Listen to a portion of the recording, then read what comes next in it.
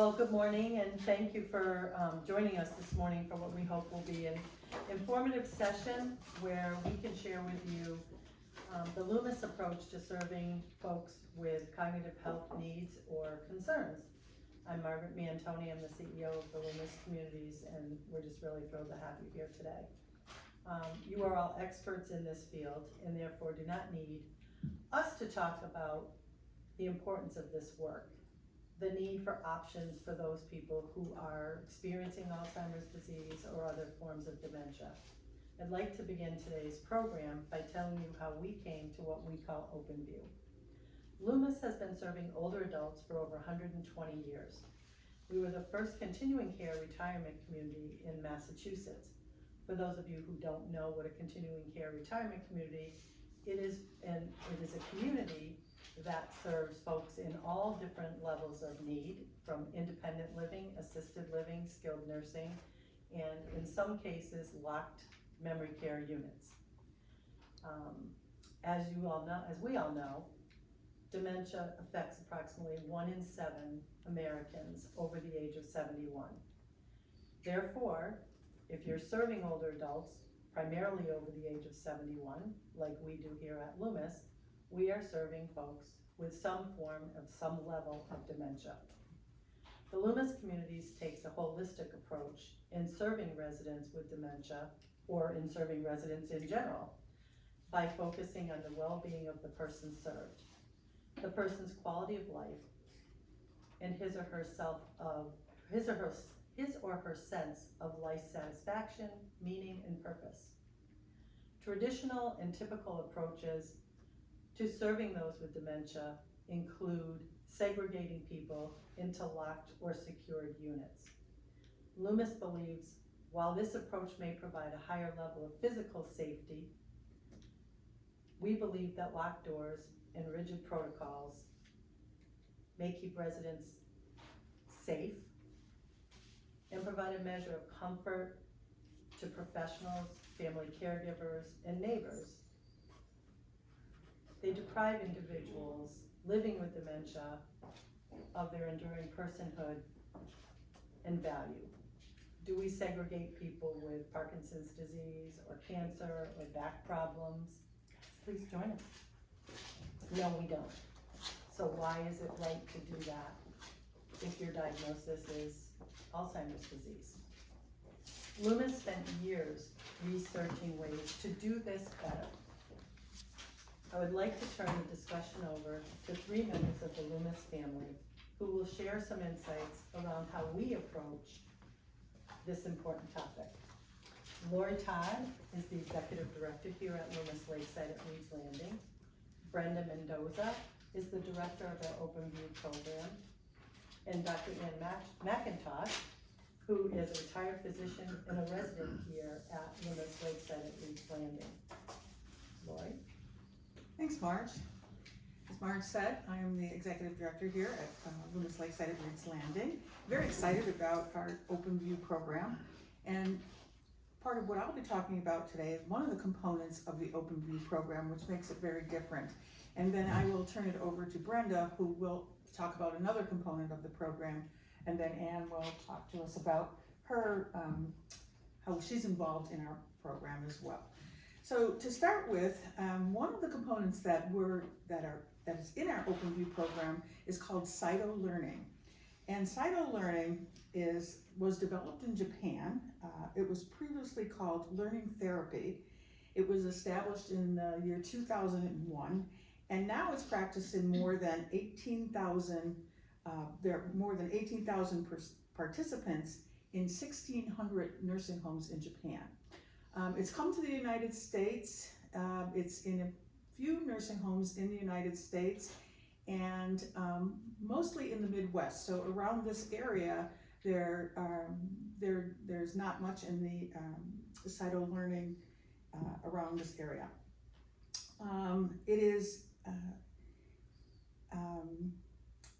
It can address the symptoms of dementia and set goals for learning.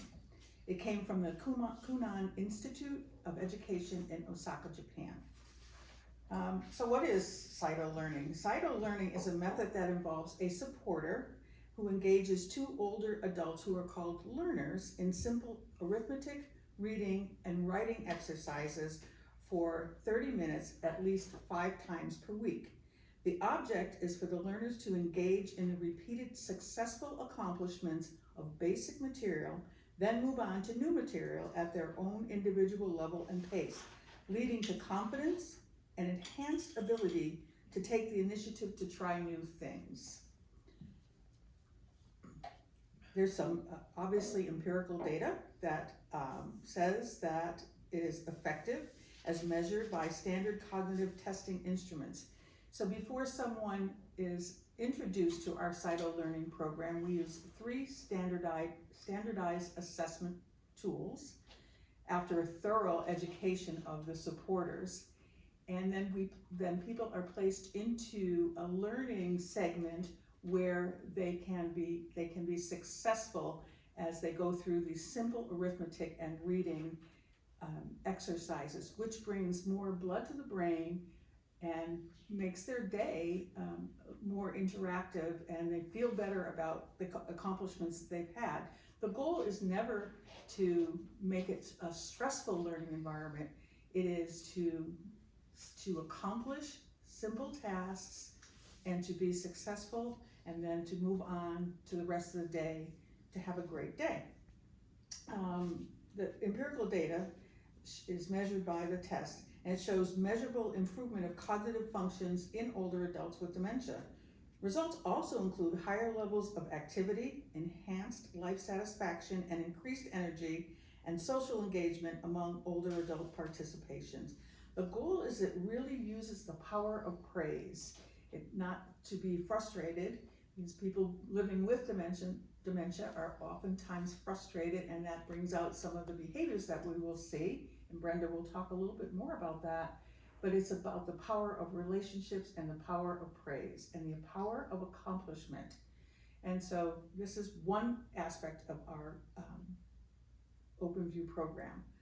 Brenda is going to talk a bit about how we work through our activity program to individualize it in a person-centered fashion as well, which is another component of the OpenView program. So I'm going to turn it over to Brenda to talk a little bit about that activity piece of it. Thank you, Lori. So yeah, we work on structured daily activities. Something that we see in people living with dementia is they like to isolate themselves. So our program will be designed to increase their knowledge and increase their engagement in a social setting, physical setting, emotional settings, using individualized programming. So we also assessed the person by talking to family members, talking to the individual, finding about their life stories, so I can design a program that will benefit and that will increase their engagement.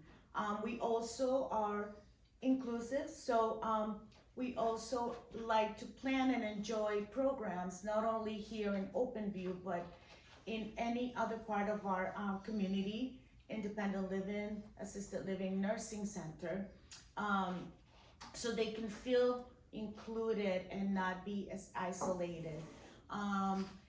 Mornings are beautiful. We use to increase their memory and that freshness in the brain. We design word games programs. We do active games for motor skills. Everything has a purpose. Arts and craft with a purpose to increase their knowledge. People that love to paint, how can I design a program that will increase that I still have left, that knowledge of my painting that's still stored on my long-term memory. And how to include families. I'm a firm believer in residents helping residents, families helping residents, team members helping each other. So that is part of our plan as well in OpenView. It's utilizing the knowledge and the abilities of the people that already live here to encourage our residents. We are open doors, we're OpenView. We thrive to engage every single individual and their individual needs. at the moment. Doesn't matter where they are in their world, we are ready and prepared to join their journey and meet them where they are. So now I'm going to introduce Dr. Ann McIntosh. Thank you. The first I learned about the CITO program, and that's the particular area of OpenView that I'm really interested in.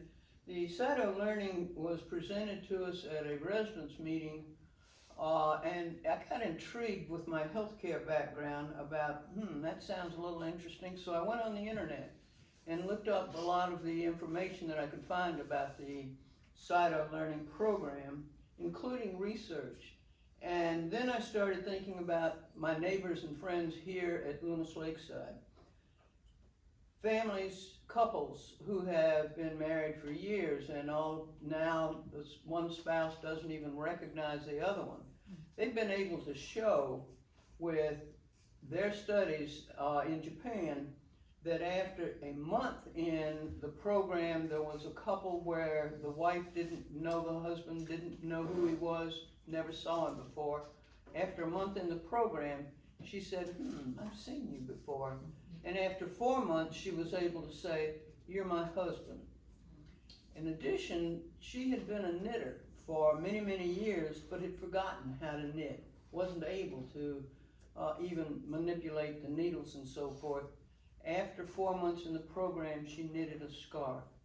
Then I looked at my neighbors here, where there are couples in similar boats, and it really got to me to see the pain in their relationship, the pain for both of them.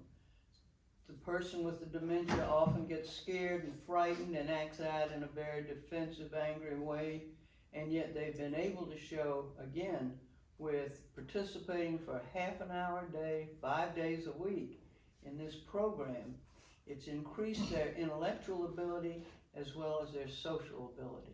And folks have been able to engage with their neighbors rather than be combative with their neighbors.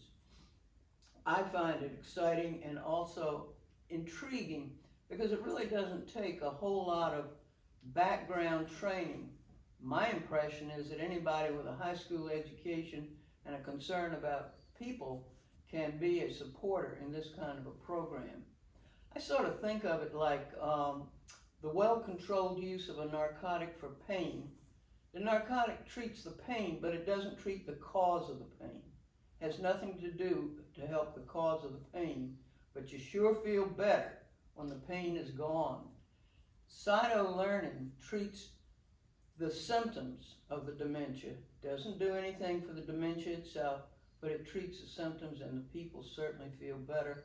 And I find it exciting to be able to participate in that kind of a program.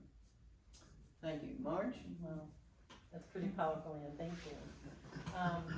So one last note, how did we come to the name OpenView? We were talking a little bit earlier today, when you start a program, what do you call it? How do you get people to resonate with the name and connect with the name? And we heard we could call it Magnolia or Happy Land or whatever, all these names are. And we really talked about what are we trying to say? And what we're trying to say is our approach is an open approach. We are an inclusive community. We don't lock people away. We don't believe in that. There are many people who believe that's the best way. And so if that's what they believe, this is not the right program for them. We truly believe in, as Ann talked about, helping each other, your neighbors, your friends, your family, and so forth. So open. Also, our mission is to open the doors to worlds of positive aging. So there's that piece. And then view. View is, how do you look at the world? How do you look at this work that we do? And also the beautiful view that we have here at Loomis Lakeside at Reed's Landing. So it just sort of came together, and that's where OpenView came from. We view this as better serving people in an open, inclusive manner than in a secure, locked environment. So that's how we got to where we are today. We were talking earlier today a little bit about trying to work with regulators and those types of people to bring them along to where we are. This is the hard stuff. It's really easy to do it in the traditional way. Oh, you have dementia? We're gonna bring you over here to our locked unit, and everybody's happy and safe and they know what's happening. Loomis tends to try to do the right thing, not the easy thing, and we believe in our heart that this is the right thing. We're really thrilled that you were here today. Thank you for joining us for this morning's program. Your attendance is a testament to your commitment to your patients, your loved ones, your friends, your families, and we all need to work together in this important work that we all need to do together. So